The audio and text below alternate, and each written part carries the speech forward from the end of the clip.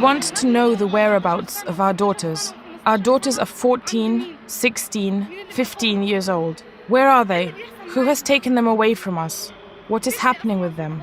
I want to talk with my daughter. I want to hear her voice, to find out whether she is alive or not. I want nothing more. I want to hear my daughter's voice.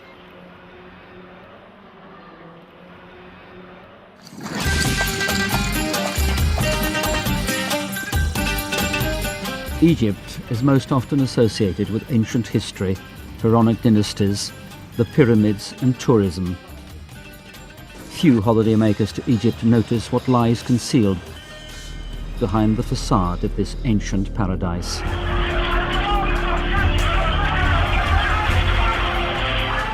In 2011, acts of terror against Christians, which make up a mere 15% of the total population of 80 million, escalated.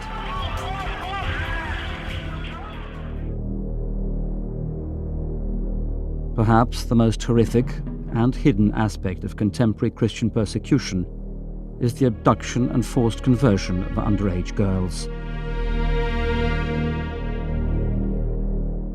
Instances of forceful conversions to Islam have been prevalent in Egypt since the beginning of the 1990s, ever since Islamic and Sharia groups began to spring up.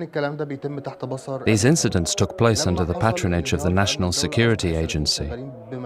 After the revolution and the disbanding of the agency, Salafists began acting in accordance with their own aims.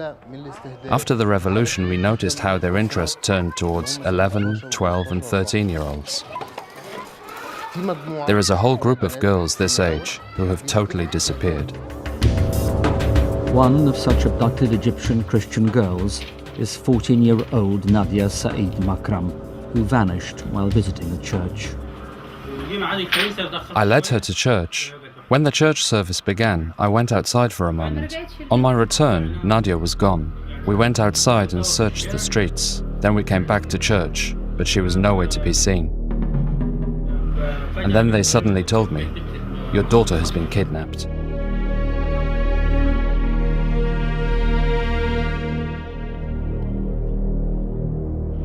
I was shocked when I learned that my sister had been kidnapped. We turned the world upside down. With our friends, also Christian, from work, we ran left and right. We searched in all sorts of places, in hospitals. We were well shocked. We later found out that they had kidnapped her because she was a Christian.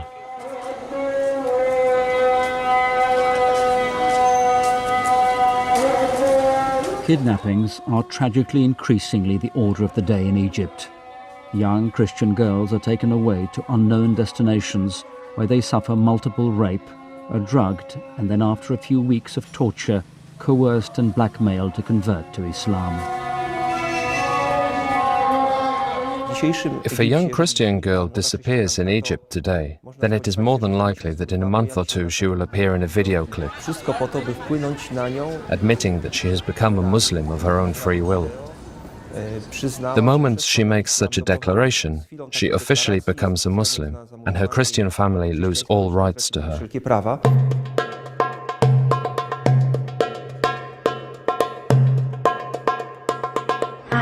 الشهر على كده ما كنتش بعرف انام ولا اكل ولا اشرب ولا اي حاجه كان كل همهم يشربوا لي مخدرات ويغتصبوا طلعوا شباب اخذوني منهم قعدت معاهم يومين بالظبط انا ما كنتش حاسه اليومين دول عدوا ازاي وانا حوالي 5 ال5 كانوا بيخشوا معايا هم 5 كنت بقعد ليل بالنهار كنت 24 ساعه صاحيه ولا اكتر من 50 واحد في الشهر دول اغتصبني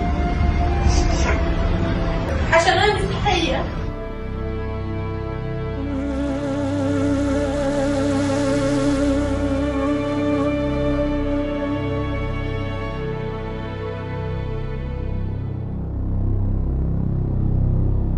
It is alleged by local Christians that not only do the local Muslim authorities do nothing to protect these young women, but often tacitly accept these kidnappings as part of a larger regional call to Islam. These acts are also financed by Islamic backers from outside Egypt. A young girl fetches from 20 to 100,000 Egyptian pounds, depending on her looks and social standing. Od urody tej dziewczyny i jej statusu społecznego.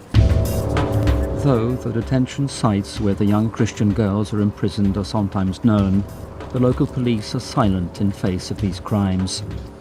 Nadia Said's parents have, from the day of her kidnapping, unsuccessfully demanded that the Egyptian police act to uncover the perpetrators of the crime. The drama is all the more poignant as the whereabouts of the 40-year-old male behind their daughter's kidnapping is well known.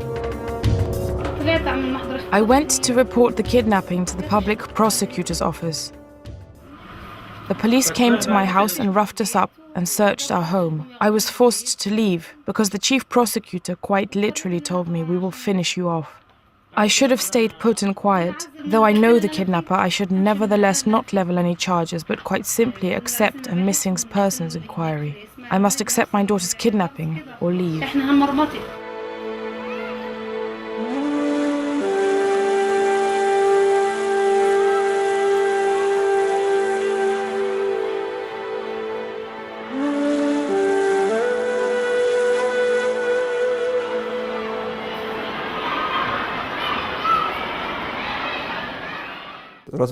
I talked with a certain Christian from Egypt who told me that they often know where such girls are kept, but are incapable of doing anything about it. The only thing that remains for them to do is to walk around such a house and pray.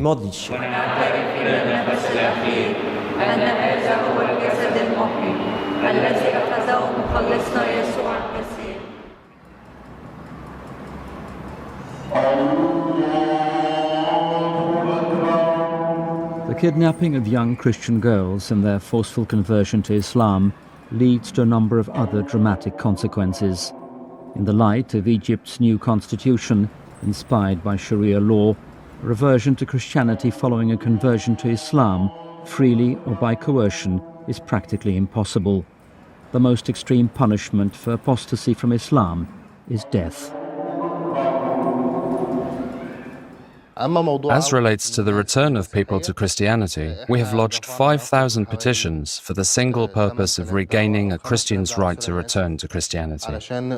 Of course, such acts are not bereft of problems, difficulties and the harassment by fanatics when they find out that, having converted to Islam, they now want to return to Christianity.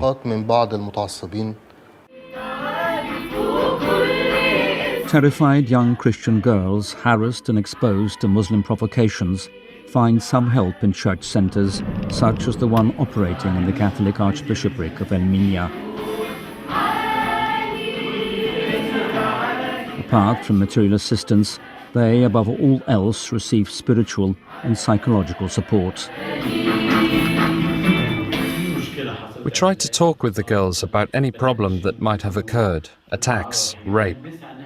We try to convince them to stay here for a while, to recuperate, and thus enable them to become valuable members of society anew. A girl comes here to be rehabilitated and can stay here from 6 months to a year, even more than a year. We then give her a curator, and this curator, even when she leaves, never leaves her. When a girl comes here, she doesn't pay for anything. The bishopric takes responsibility for everything about her, whether her beliefs, her life, as well as all health and social matters.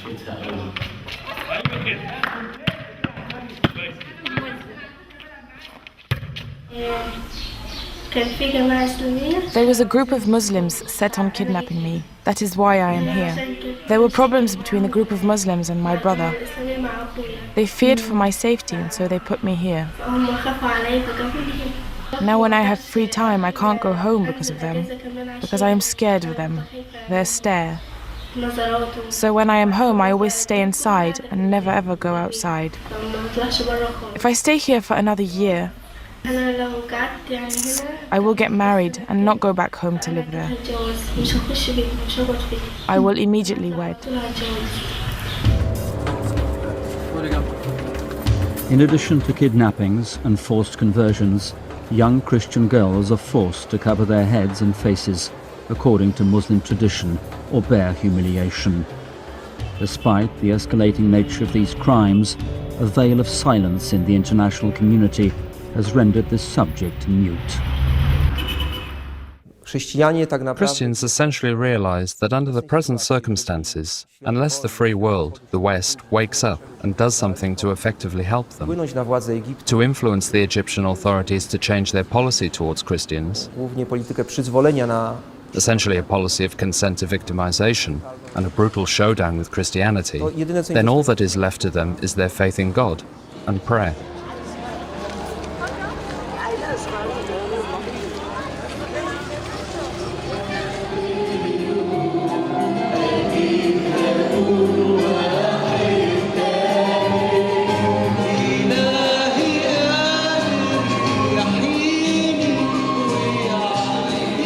بالمسيح يسوع ربنا لأن لك الملك والقوة والمجد إلى الأبد أمين انصرفوا بسلام وسلام المسيح فليكن مع جميعكم. This is a photograph of when she was very small. This is a picture from when she was taking her grammar school entrance exam. This is a picture of Nadia with her father and siblings. This is a picture of Nadia. This is a picture of Nadia.